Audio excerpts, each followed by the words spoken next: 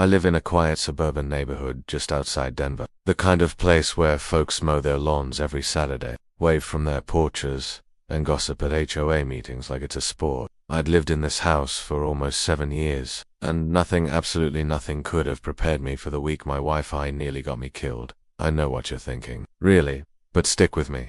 This isn't about a weak signal or slow buffering. This is about a neighbor, a woman named Karen McTavish, who took the concept of entitled and stretched it so far. The universe itself might have cringed. And this wasn't your garden variety HOA Karen, who complains about grass height or mailboxes being too decorative. No, this Karen wanted free Wi-Fi, believed it was her right, and when I finally said no more, she pulled a gun. Let me back up.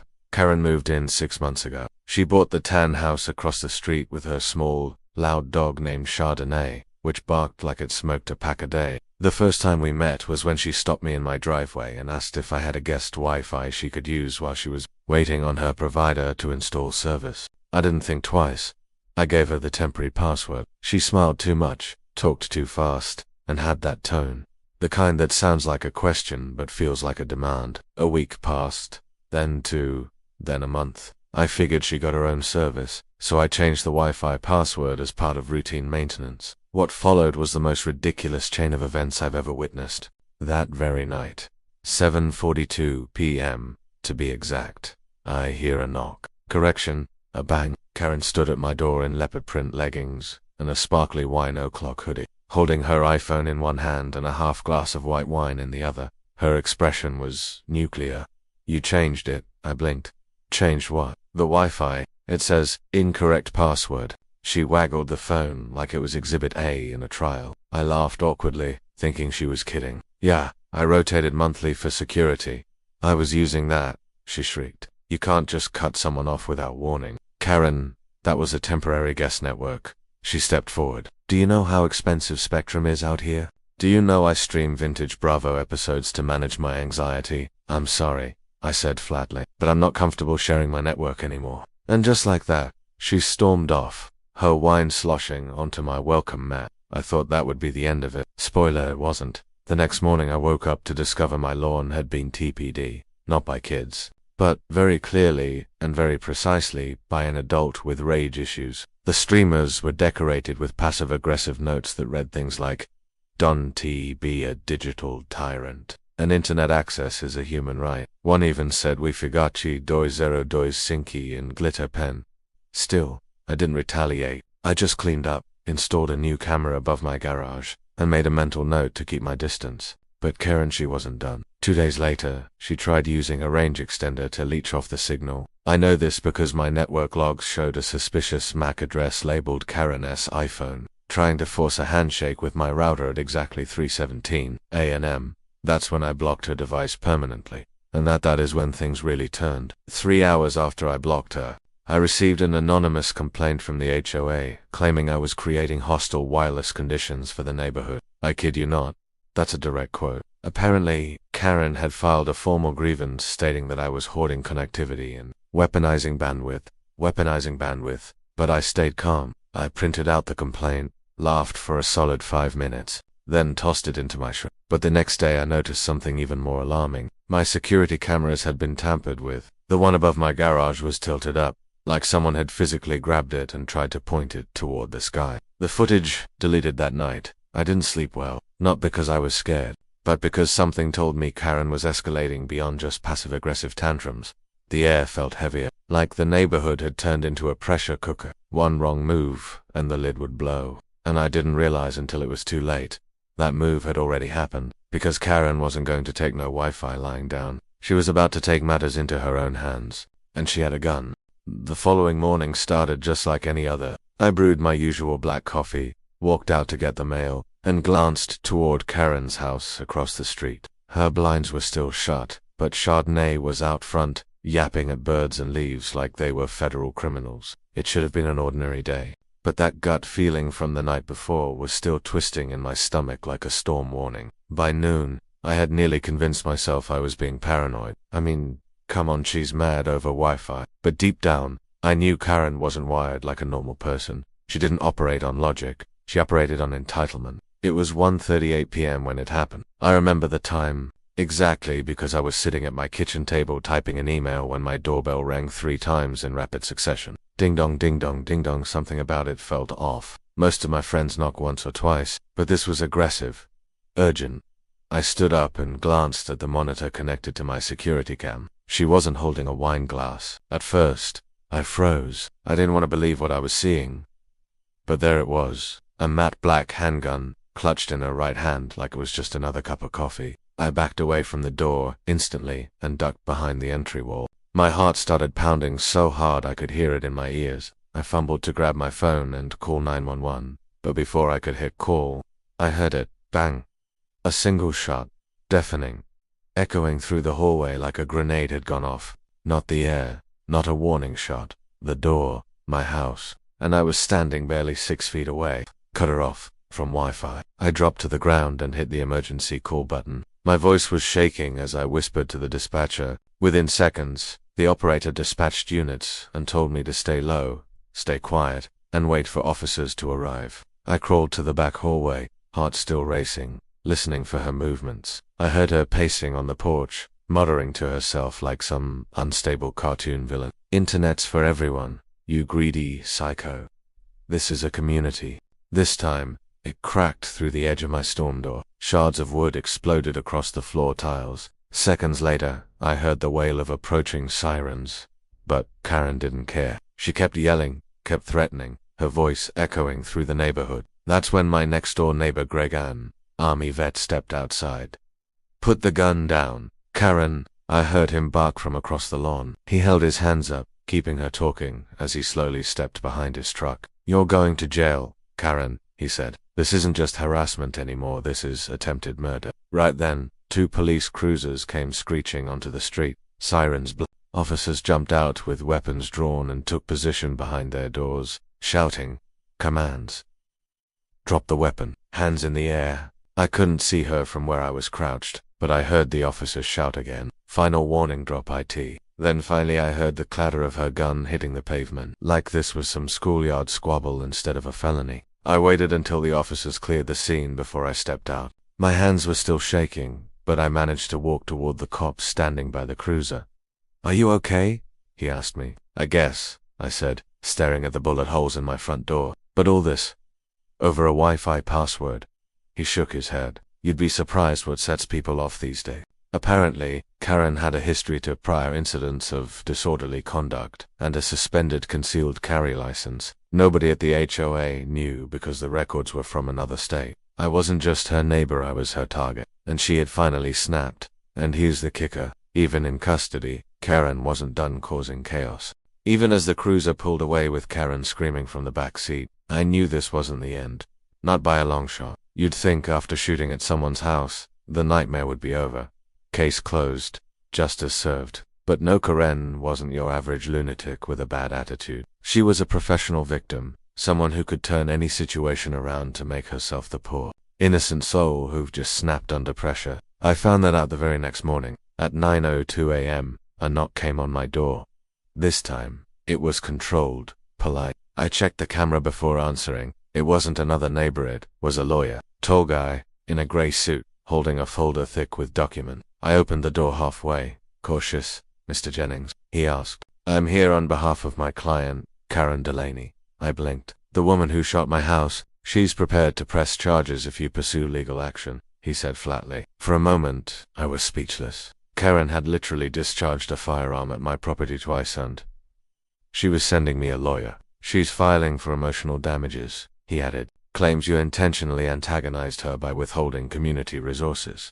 Community resources? You mean my Wi-Fi? The lawyer didn't even blink. She's prepared to argue that you had previously provided access and then revoked it with malicious intent. That's when I realized what this really was. Not just a crazy person's tantrum, but an actual tactic. Karen was trying to out-crazy the legal system. I wasn't about to let that happen. Tell your client I'll see her in court, I said, and shut the door. That afternoon, I contacted my own lawyer, Mike Garcia, a no-nonsense former state prosecutor with a reputation for burying entitled lawsuits like Karen's. I handed him the footage from my doorbell camera. You're golden, Mike said, shaking his head.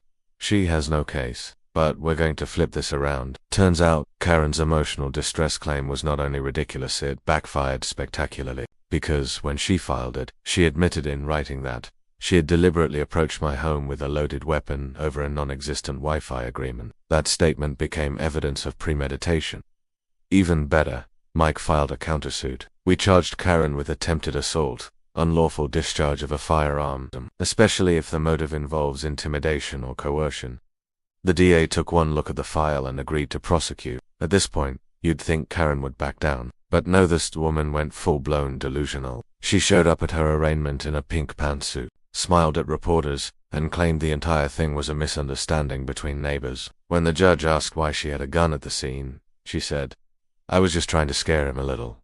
Get him to reset the router." She actually said that, on the record, you could hear the courtroom gasp. Even her own attorney dropped his pen. Karen's bail was revoked that day. She was remanded to a holding facility pending trial, but the damage she left behind. Her dog had been taken by animal control and was reportedly barking non-stop in a shelter cage. Neighbors were on edge, watching their backs, wondering if Karen had hidden weapons or left behind some unhinged revenge plan. I had to install new locks, reinforce my doors, and even set up a motion detection floodlight system. My insurance company approved the repairs, but sent out a risk assessor who labeled my property moderate threat zone, all because I changed my Wi-Fi password. And here's where the story should have wound down. The gun was confiscated.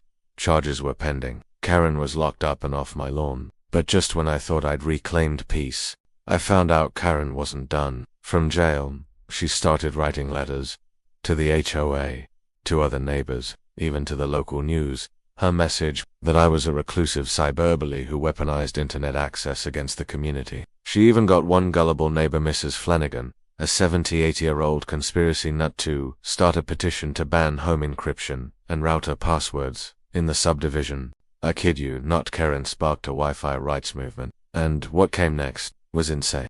3 weeks after Karen was locked up, I should have felt relief. But instead, the neighborhood was a circus and I was the main attraction. It started with an anonymous flyer that showed up taped to mailboxes all over the subdivision. In bold red letters, it read, "Digital oppression.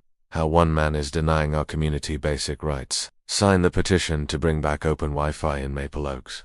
There was a QR code on the bottom, leading to a poorly made website titled Net Freedom for All, hosted on a .org domain. The homepage featured a pixelated photo of me taken from my Facebook profile with the caption, "This man thinks only he deserves the internet." I wasn't sure whether to laugh or report cyber harassment, but the more disturbing part was that dozens of neighbors actually signed the petition.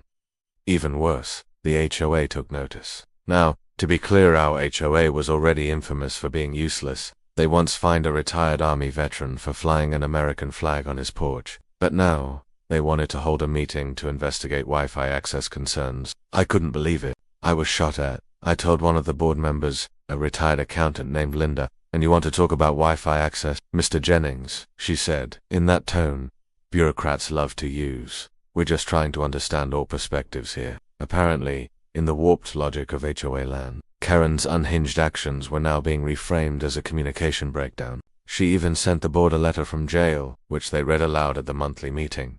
I only ever wanted to connect with my neighbors. I regret my actions, but I was provoked by technological exclusion, as if she'd been kicked off life support nor denied Netflix. The worst part, some people believed her, especially the ones with spotty internet service, who thought my refusal to share my password was some kind of elitist act. I used to check my email just fine before you went all techno lockdown. One elderly neighbor muttered during the meeting, maybe she just snapped. But she wasn't wrong. It was surreal. I wasn't the guy who got shot at anymore. I was now the tech tyrant. Mike, my lawyer, told me to document everything and not engage emotionally. But that advice got a whole lot harder to follow when a group of Karen S supporters showed up in my driveway 2 days later with handmade signs. Wi-Fi is a right. Let US surf. Stop internet greed. They even chanted. My retired neighbors, chanting like college students on a hunger strike. I had to call the police again. This time, the responding officer just stared at the signs and sighed. "Mr. Jennings, I'm not even sure what to put in the report." As the officer was writing his notes, one of the protesters, Mrs. Flanagan, whipped out her phone and live-streamed the whole interaction. By nightfall, a video titled "Greedy Neighbor Calls Cops on Internet Freedom Rally" had over 15,000 views on Facebook. I started getting emails from strangers. Some called me names. Others asked if I'd consider opening a guest network. One guy even offered to help me set up a mesh router system to avoid future shootings. At that point, I knew something had to give. Mike suggested a town hall might chance to clear the air. I hesitated at first, but then decided, fine, if they want a public spectacle, I'll give them one. But on my terms. The next Thursday, I rented out the community center and invited everyone, neighbors, media, even the police liaison. I opened the night with this. 3 months ago, my neighbor fired a loaded weapon into my house because I wouldn't let her steal my internet. Today, that same neighbor has sparked a movement pretending this is about access, when really, it's about entitlement. Then I showed them everything: doorbell footage, court records, even Karen's ridiculous handwritten notes from jail. There was dead silence when I played the clip of her saying, "I just wanted to scare him into resetting the router." And finally, I said, "If you want Wi-Fi, go to if you want safety, then it's time we stop glorifying criminals with GoFundMe pages and hashtags." It wasn't a mic drop, but it was close. And just when I thought the room had settled, someone stood up from the back row, and what he said changed everything. The man who stood up in the back row wore a county sheriff's jacket just zipped enough that his badge wasn't visible, but his authority filled the room. He walked slowly to the front as everyone turned to watch. "I'm Deputy Ross Bledsoe," he said, cool and measured, "and I've been quietly watching this neighborhood spiral ever since this incident began." A hush fell over the room like someone had pulled the oxygen out. He looked straight at me, nodded respectfully, then turned to the crowd. "I reviewed the footage. I read the court filings. I've spoken to the arresting officers, and I've seen the footage you all chose to ignore." He pulled a piece of paper from his inner jacket pocket and read aloud: "Discharging a firearm with intent to intimidate, trespassing, destruction of private property, harassment. Those aren't technological disagreements," he continued. "Those are..." He pointed a firm finger toward the seated HOA president. "And this association's failure to condemn the act while encouraging public harassment crosses the line from incompetence to liability." Dead silence. The HOA president, clearly flustered, stammered something about how they were merely hosting dialogue. Deputy Bledsoe wasn't buying it. "I'm not here to debate router passwords. I'm here because the sheriff's office has received multiple calls about intimidation, organized picketing without permits, even attempts to hack this man's personal home network. That's no longer HOA business. That's criminal harassment." Murmurs rippled through the room like a sudden cold wind. I'd expected to defend myself again, maybe get booed off the podium, or worse, have another protest sign waved in my face. This was vindication. "Wearing a badge," Bledsoe continued. "And just so we're clear, we'll be pursuing the origin of this so-called petition and the website slandering Mr. Jennings. Cyber libel is a real thing, folks. You could see the air drain from the Karen Support Club's faces. A few of them quietly folded their Wi-Fi's or right signs and slinked out of the hall. A couple even apologized to me under their breath on the way out. But the best was yet to come. Karen's trial had been delayed because her public defender had requested a psychological evaluation. I wasn't surprised. But 2 weeks after the town hall, I was notified that Karen had taken a plea deal, and one of the conditions: she was banned from the entire county for 10 years. The prosecutor even told me that my calm handling of the situation and documentation made the case slam dunk airtight. But the real cherry on top, the HOA president was quietly forced to resign. Apparently, a civil attorney advised the board that their failure to condemn the shooting and their public support of the petition opened them up to liability, and they'd be wise to start damage control. I wasn't exactly cheering, but I did treat myself to a bottle of top-shelf bourbon that night. With Karen out of the county and the HOA reshuffling like corporate interns after a PR scandal, peace finally returned to Maple Oaks. But I made some changes, too. I installed a state-of-the-art home security system, swapped my Wi-Fi network name to FBI_surveillance_van, and even printed out a glossy sign that now hangs on my front door. Private property. Internet not included. People laugh at it now. Even the postal worker asked if he could take a selfie in front of it. But the best moment came a month later, when I saw my neighbor Mrs. Flanagan, the former protester, walking her little terrier near my lawn. She stopped, looked up at the sign, chuckled, and said, "I guess we were all a little nuts back then." I just smiled and replied, "All I wanted was a quiet signal, not a war." She nodded, and walked away. As for the old Net Freedom for All site, it mysteriously disappeared. No domain, no archive, just a blank error page that reads 404. Justice not found. Except this time, justice was found. And no one, not even Karen with her jailhouse manifestos and entitled tantrums, was getting free Wi-Fi from me ever again, because in Maple Oaks, we learned the hard way that when you demand something that was never yours to begin with, sometimes you get disconnected. Permanently.